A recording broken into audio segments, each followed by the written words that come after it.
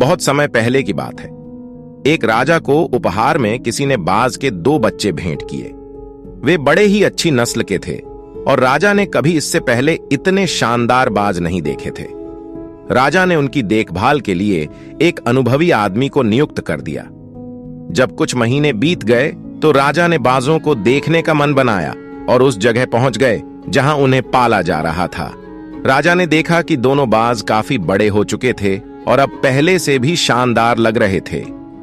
राजा ने बाजों की देखभाल कर रहे आदमी से कहा, मैं इनकी उड़ान देखना चाहता हूं, तुम इन्हें उड़ने का इशारा करो। आदमी ने ऐसा ही किया। इशारा मिलते ही दोनों बाज उड़ान भरने लगे, पर जहां एक बाज आसमान की ऊंचाइयों को छू रहा था, वहीं दूसरा कुछ ऊपर जाकर वापस उसी डाल पर आकर बैठ गया जिससे वो उड़ा था। ये देख राजा को कुछ अजीब लगा। राजा ने सवाल किया, क्या बात है? जहां एक बाज इतनी अच्छी उड़ान भर रहा है, वहीं ये दूसरा बाज उड़ना ही नहीं चाह रहा। आदमी ने कहा, जी हुजूर, इस बाज के साथ शुरू से यही समस्या है, वो इस डाल को छोड़ता ही नहीं। राजा को दोनों ही बाज प्रिय थे और वो दूसरे बाज को भी उसी तरह उड़ना देखना चाहते थे। अगले दिन पूरे राज्य में ऐलान करा दिया गया कि जो व्यक्ति इस बाज को ऊंचा उड़ाने में कामयाब होगा, उसे ढेरों इनाम दिया जाएगा। फिर एक से एक विद्वान आए और बाज को उड़ाने का प्रयास करने लगे, पर हफ्तों बीत जाने के बाद भी बाज का वही हाल था। वो थोड़ा सा उड़ता और वापस डाल पर आकर बैठ जाता। फिर एक दिन कुछ अनोखा हुआ। राजा ने देखा कि उसके दोनों बाज आसमान में उड़ रहे हैं। उन्हें अपनी आंखों पर यकीन नहीं हुआ और उन्होंने तुरंत उस व्यक्ति का पता लगाने को कहा जिसने ये कारनामा कर दिखाया था।